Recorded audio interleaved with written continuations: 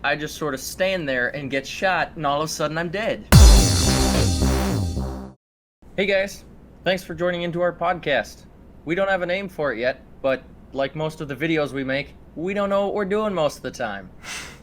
So, my name's Michael. I've mainly been in the background of OmniRift. So now we're changing things up, trying to show you guys our faces and show that we do know what we're talking about most of the time. So, who are you?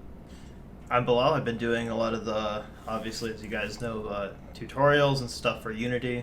But yeah, excited to go into this new direction and kind of bring some transparency in and show our faces a bit and have some more interaction with our viewers. So, Awesome. So I guess we'll jump right into the topics we have for today. So first one we're looking at is our careers.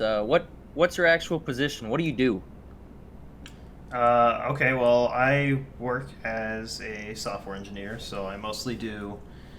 Uh, well, I've been back between two things for the most part. Obviously, as you know, I do the Unity and C Sharp stuff. So I program and work on games and 3D interactive apps. Right now, I also work as a software engineer, so I'm doing a lot of web development in React and JavaScript and those modern web frameworks, kind of what you would expect to see on an interactive web app. And that's what I'm doing for the time being. Okay. Awesome. So my background, I'm a product design engineer. I mainly work on 3D CAD models for intake systems for different vehicles.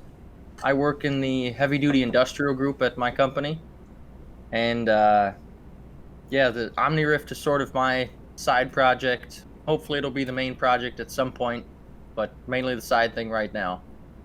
Mm-hmm. So let's see. What do each of us do? What direction are we taking this in? Well, you can correct me if I'm wrong along the way, but I think that so we've been kind of trying to find a footing with a lot of different things. Obviously, when we started, we always wanted to have kind of a connection and kind of provide a service to our viewers. Um, Obviously, you can only do so much with tutorials. So we kind of want to go into more of a direction of um, connecting with people and just generally doing content where we can interact with people who are interested or need help and provide some sort of service to them.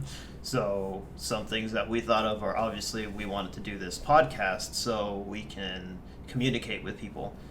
Some things we were thinking about were, well, let's talk about what we do. Let's talk about what some people are interested in, like some game development problems we can help with, or maybe they can ask questions. And so we're kind of going to the direction of, let's make some recurring videos, stay consistent, and again, really it's about the open layer of communication so that we can really help people with what they want help with, or with what they're struggling with. Yeah, definitely. So, like Bilal said, we're trying to become more personable. We make videos and we put them out. I mean, that's great, but it doesn't really apply to each and every person that we're looking at. So we're just trying to interact more. So if you do have questions, you can post them down underneath in the comments, and we can actually look at them and answer those questions. So as you guys can tell, Bilal and I are both at home. He's in his office. I'm sitting on my couch right here. Um, yeah, we're at home for the time being. Everyone knows why. But for today's video, I wanted to really discuss what we've been doing, and I don't know what Bilal has been playing at home. I've gotten sucked into, and I'm sad to say it, Fortnite. I'm in that game now. Fortnite and Call of Duty Warzone are the two games that I'm playing the most. Bilal, what are you playing mainly? Uh, well, I've been playing a few things. I play a huge variety, but I guess the main kind of things I'm playing are, I've been playing League for a very long time, so me and my friends just hop on it every now and then. I've been playing a lot of Valorant, trying to go up in the ranks in that, and and I started playing a few days ago. I started playing Black Desert, which is kind of a hack and slash MMO. So that's kind of where I'm at with Okay. yeah. Okay.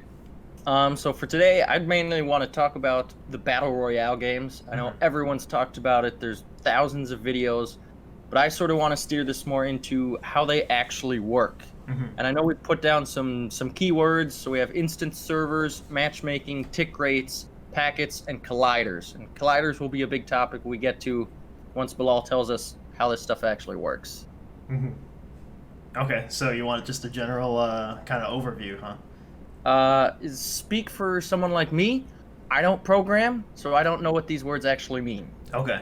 Yeah, so with a game like Fortnite, well, with every game, the thing about software is that you don't solve every problem in one way. There's not a end all solution to things, which is something people get wrong very often. Um, they mistake the thought where you often use common patterns in computer science to solve a problem. So that means you might solve something in the same or a very similar way as it has been before. Um, but that doesn't mean if you wanted to make a multiplayer game, you always make it the same way. So a lot of different solutions to almost the same problem are implemented in different ways. And so with a game like Fortnite, you would have to look at source or do some more research into exactly how the game works. Now, me, I'm not a Fortnite player, but I can say that generally, a game like that has a base layer system of that you can make some assumptions as to how it's working, right? I mean, when you open Fortnite, you have a global server that every player is registered to, and it gets a bit more complex than that once you have a huge scale company like Epic Games working on it. But you can basically think of it as you have a server that people log into, and that's where their like server data, that's where their account data and so on is also located in a database somewhere. So they get that, they log into the server, and once you're authenticated, you're good to play, right? And so this kind of master server is where a party system runs, right? So when you invite your friends, that's all going on this like big master server that's essentially just a registry for who's playing and who wants to play and what state they're in, right? Um, and so that's what it looks like when you're in the menu, where people think, oh, it's a simple thing, you just join a lobby and you're good to go, but it's actually a very complicated system. And if you wanted to do that in Unity, for example, there's stuff like Photon which solves that for you, which is why a lot of people are using Photon. But I digress. So, did that make sense? That kind of. Yes, Okay. definitely. So I guess a general question that I know I have a lot of friends overseas and I play with them. And so like here when I'm playing with friends in the same city, um yeah, it takes a while to finding servers connecting to them. Hmm. When I play with someone across the seas, it says the same thing. It might take a little longer. There might be a little bit more of a lag or a delay. Right. Now, the question I have is, are we connecting to the same server? Like, if I'm playing with someone from Germany, are Hmm. we connecting to one server? And if I'm playing from someone from here in the US, are we connecting to the same server? Or are those two servers completely different, located somewhere else? Hmm. Um, so technically, again, this is something that could be, that I would be very surprised if you were on different servers. I would not ever expect that. Um, but so that would be my assumption is you're on the same server to answer the question. That's what my guess would be, and I don't think it would work very well if you were on different servers. So I'm gonna say Okay. yeah. So I'm gonna make Because I that know that assumption. a lot of my friends, they go back and forth. Oh, man, I'm on a bad server today. Hmm. I'm on the German server or I'm on the French server. Hmm. Yeah. So yeah, I play games a lot, so I'm familiar with, and I tend to play like ranked systems and try to get higher ranks and so on. I'm not too crazy with it. I usually end up like kind of being like like above average, but above average, if you will. And but I don't go crazy. So I've played a lot of those games where you have to connect to a localized server and get like a good ping and so on. And so I've had that same experience. The thing about games is if you think about it, everybody could just connect to the same server, and that could be the solution. If you look at it as a problem of how do we get all the players on the same server, well, if there's one server, everybody could connect to it, right? The reason that everybody is finding a server is because if everybody connected to the same one, you'd have a huge ping, which means all the ping means is a literal delay. So the time it takes for you to send a message for the server and get a response is what your ping is in milliseconds when you join a game like Counter-Strike or Valorant or Fortnite or whatever it is, right? Oh, so when I'm playing with people and they say, "Oh man, my ping is 30 milliseconds," well, mine might only be 15. Does that mean that I'm technically playing twice as fast as they are? So you're not playing twice as fast, but messages are being sent to the server twice as fast. And with that, and keep in mind, milliseconds are a thousandth of a second, so it's very obviously it's a very short difference. But so what's happening there is games like Fortnite, and this is kind of hopefully not, we don't get too far ahead here, but games like Fortnite and StarCraft and League of Legends and Dota, all these games have to have some sort of algorithm to account for the fact that we have desynchronized games on each computer. So what that means is the game can run at different speeds. The game can, stuff happens at different times. But what a lot of games try to do is one of two things. So there's a game that's a very good example of this, where to avoid any sort of desynchronization, what it does is it uses a lockstep system, is what we call it. And what that means is the game does not run until the slowest player's computer and connection processes the game first, right? So this game, Supreme Commander, has kind of, let's say you have 8 players, right? That means there are 8 instances of the game running, right? There's one server that tells everybody, run the game, and then everybody tries to replicate the same game state on their computer. And so and then once that happens, they send back the message saying, I'm all good, we're in sync. And if they are desynchronized, there's one of two things you could do, right? So with Supreme Commander, what it does is it tells you can't play anymore.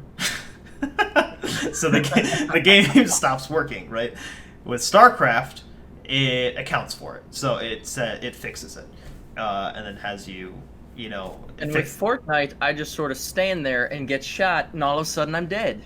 Right. So again, I don't play it a whole lot, but it's a hard problem, and there's a lot that goes into it that's not too important to talk about right now. But the point is that it is a problem, and people are always fixing it, and it's never perfect. So the thing about video games is there is always a problem, but it's kind of doing the best you can.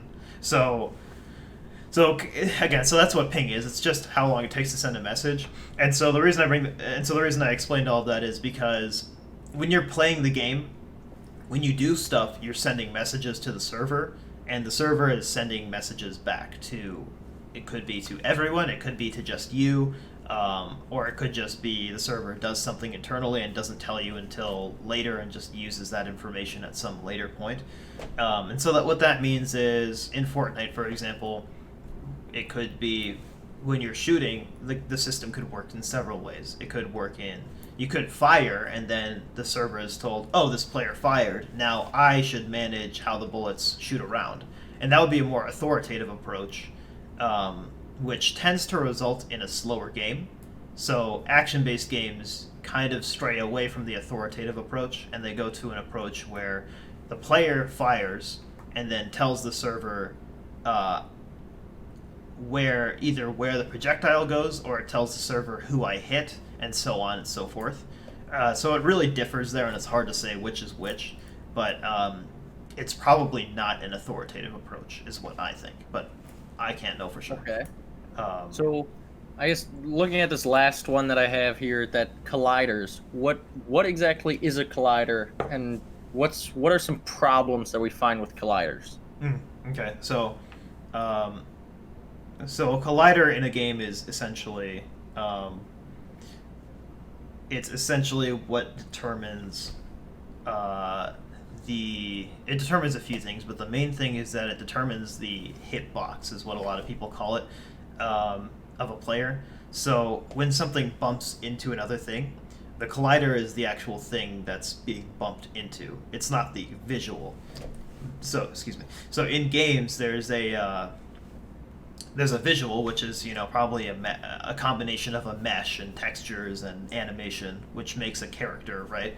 But the character is often has some sort of collider around it, which could be in a few different shapes. Some of the common shapes it could be a capsule, it could be a literal box, or it could be an actual mesh collider, which tries to match the character's shape. And so what that means is it just determines how you can hit something. So imagine if so let me just jump in here real quick. Okay. So that goes along with like one of the first things with my bullets not hitting. So like if I'm playing against, for lack of a better description, the banana character on Fortnite, its face is down here, but the banana points out up here, and then I'll shoot him in the head, which should be the face. Right. But it does no headshot damage. You have to hit the very top of the banana. Right. Okay. Makes no sense to me whatsoever. Yeah. But, So on that, what's happening there is, of course, so obviously their colliding system is a little bit different from just having a box there.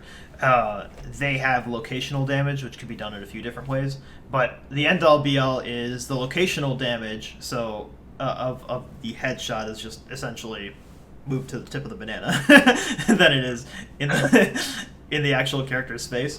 So that's kind of what's going on there. Is it's physically just however they implemented it. The hitbox for a head ended up at the top of the banana. So would you consider that to be a bad way of doing the collider? Is that a bad way of doing that? Or like for me, when I see headshot, I play Call of Duty, anything with the face is technically the headshot. I understand they have some weird characters, but is that, what do you think is the best way to do that?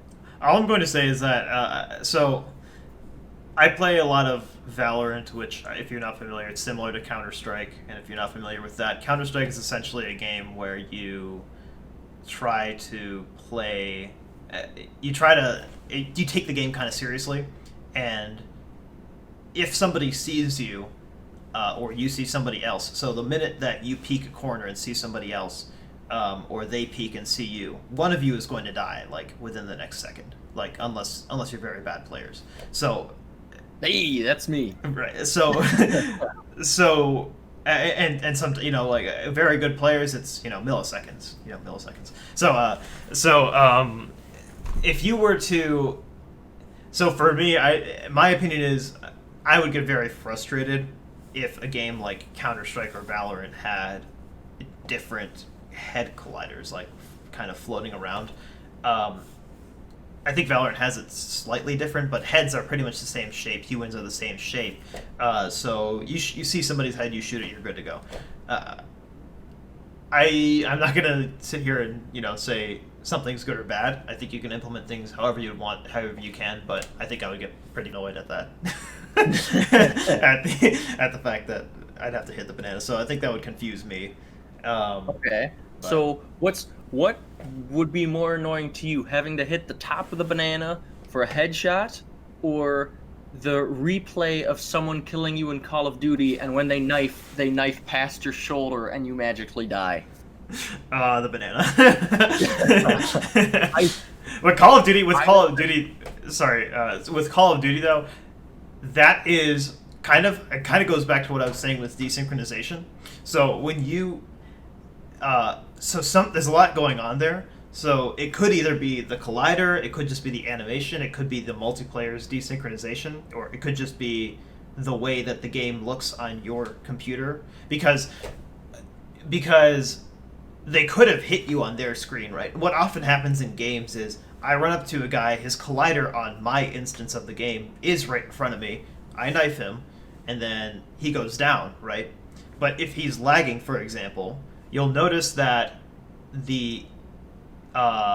it's because of a delay in the messaging that he's walked over here on your screen, but now that he's lagging, he thinks that he went further, so his message saying, I'm walking forward, got sent later. So now, I see him at a position that he was at, like, let's say, 100 milliseconds ago. So I stab that position, but on his screen, he's over there, nowhere near me. So it looks like I just did a ranged knife attack, right? So it's kind of like, you know, it differs what's causing that problem, but sometimes it's just how it looks on the network, you know. Okay, so to me, it looks like a game problem. To the other person, it looks like he stabbed me right in the neck. Right. And to the server, it's saying you were close enough. There should have been damage. It's a kill. Yeah. So it could just be managed in the way that I hit him. I tell the server I hit him. The server's like, okay, good to go. And that's how hackers get through, right? Some hackers can just send a message saying I knifed him, despite being like however far away. So it kind of.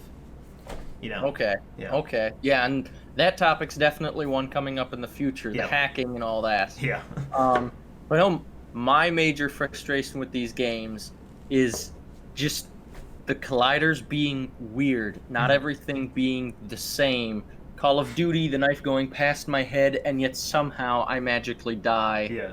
It's the banana thing with Fortnite. What's your major gripe with Battle Royale games? Battle Royale. So I used to play a lot of. I kind of started with PUBG, and then I used to play a lot, and then after that I played a lot of Apex. I guess with PUBG, I hated how the game barely worked. Just the net code was so bad that it kind of what I was talking about before with knifing, but not with knifing, with bullets. Like it's just such an unorthodox game. It doesn't work. It's just Okay. That's what I hate about PUBG. The I've net never code is played horrible. that one. I know from all my other gaming friends that they play that. They hate Fortnite. My main I'll play Call of Duty and then I'll be done because everything blends in. Everything's just this grayscale kind of look. Everything's camouflaged. Mhm. Whereas in Fortnite, you really can't camouflage yourself. It's more of a bright game to me. Yeah, yeah. That's why I like that one the most. Mhm. Do you have any other things that you want to talk about, or should we wrap up this very first podcast? Sure. I'll just quickly say, I guess on your point of bright colors being there, that kind of is similar with CS:GO and Counter-Strike, CS:GO and Valorant. Valorant's a very bright game that it's got graphics more similar to Fortnite, whereas CS:GO would be more like what you said, Warzone, Call of Duty. So that is an interesting thing that it could switch around players' interest in it, because Valorant, it's probably easier to see characters in general than it is in CS:GO, although it didn't really feel hard in Counter-Strike, so that is kind of interesting to me. I mean, I will tell you that I absolutely hate Fortnite because I'll be playing and then half second later someone's built the Taj Mahal or the Empire State Building, and I'll be there and one bullet has left the gun and then I'm dead. Yeah, I'm not saying I'm a good player. I'm actually a really, really bad player, but that's one of the things where I actually hate Fortnite, but I actually love playing it because it's a brighter game. So that leads me into the question that I have for everyone that I want to see people answer down below is, what is the best Battle Royale game, and why? Leave your answers down in the comments, and we'll definitely come back in the next episode and talk about what we prefer and what everyone else prefers. Yeah, I'll come with a loaded opinion and all that. Just bring my... I'm going to take notes and do research and find the most optimized Battle Royale game. I'll make sure to set up a white table with a big poster on the front. Fortnite is best. Convince me otherwise. Okay. All right. Well, awesome. So... All right. Well, thanks everyone for tuning in, and we'll see you whenever we decide to do this next. Yeah. Hopefully soon. I think we both had a good time, and yeah, we're excited to keep doing this.